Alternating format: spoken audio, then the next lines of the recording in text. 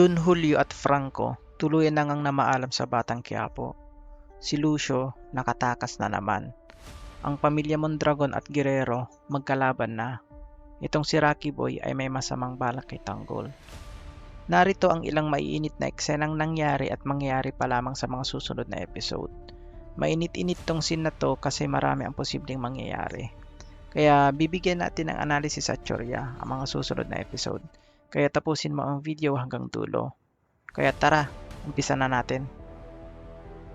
Matapos kang sumugod ang mga pulis na pinangungunahan ni Rigor sa kuta nila Tanggol, nagkaroon nga na matinding barilan sa pagitan ng dalawang grupo.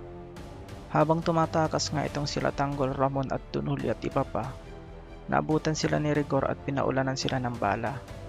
Gumanti nga ng putok ng baril itong grupo ni Tanggol at bumawi naman ang mga pulis hanggang natamaan si Franco at sumunod nga itong si Don Julio. Hindi nga makapaniwala sila Tanggol at Ramon sa nangyari kay Don Julio. Buti na lamang ay nakatakas at nabitbit nila ang katawan ng dalawang natamaan. Naghihinagpis nga ang mag-ama sa pagkawala ni Don Julio. Medyo nakakalungkot lang kasi nabawasan na naman ang bating aktor sa serye. At wala na tayong maririnig na very good.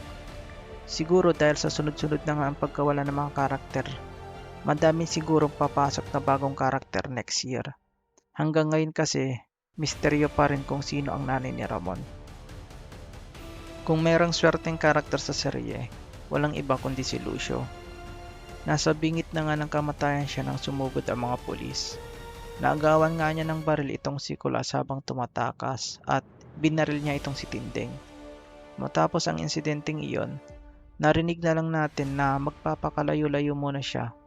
Pero ang tanong, saan siya pupunta? Sa tingin ko, sa mga Guerrero pa rin. Kasi hindi pa naman na ilalabas yung video record na umamin siya na ang utak ng kaguluhan ay ang mga Guerrero. Maaaring itanggi pa rin niya ito. Nasundan na naman ang issue ng mga Guerrero matapos itong si Jackie ay gumawa ng iskandalo sa munisipyo. Nahuli niya itong sina Roberto at Divina na naghahalikan. Nang makita ito ni Jackie, gigil na gigil nga ito kay Divina at nagkaroon sila ng pisikalan. Kinaladkad nga ni Jackie itong si Divina sa ground floor at doon gumawa ng ingay. Dumating nga itong si Miguelito at hindi makapaniwala sa nangyayari. Sirang-sirang na naman ang mga Guerrero dahil sa mga sunod-sunod na issue. Maya-maya na lang ay dumating naman itong si Brando at nalaman ang ginawa ni na Roberto at Divina. Nagkaroon ulit ng mainit na pagtatalo sa dalawang pamilya. Dahil dito, tuluyan na ngang tinapos ng dalawang pamilya ang ugnayan nila at may pagbabantang nangyari. Sa mga sumunod na episode, galit na galit nga itong si Rocky Boy sa nangyari kay Divina at hindi na nga siya makapagpigil at gagamitin na nga niya ang kanyang alas na si Tanggol. Inamin niya ito kay Divina dahil ilang beses na itong tanong ng tanong.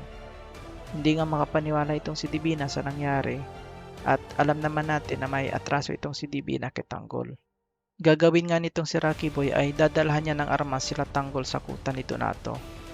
Pero itong si Rocky Boy ay pinatay niya itong si Donato. Habang nangyari iyon, dumating nga si Tanggol at ang mga wating at tinatawag nila si Donato at walang sumasagot. Sa palagay ko, hindi pa rin nila makikita si Rocky Boy sa ginawa niya dahil wala ang kanilang pakay na si Donato. Panigurado, pag nakita nila Tanggol ang mga armas na bigay ni Rocky Boy, panigurado, magtataka ang mga ito.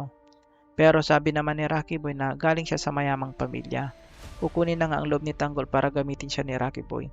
Sa palagay ko, pagtapos na mawala ang karakter ni Miguelito, itong si Rocky Boy na ang magiging main antagonist sa serye. Kaya abangan natin. Ito lamang ang mga maiinit na eksenang binigyan natin ng analysis at teorya. Sa palagay nyo ba, sino kaya ang nanay ni Ramon at asawa ni Don Julio? Ano ang mangyayari kay Lucio pagtapos ng insidente? Si Rocky Boy na ba ang susunod na kontrabida sa serye pagkamatay ni Miguelito? I-comment mo na yan sa baba. At syempre, huwag kalimutan mag-like, mag-subscribe at i-hit ang notification bell para lagi kang updated sa mga bago kong content. Hanggang dito na lang muna. Peace!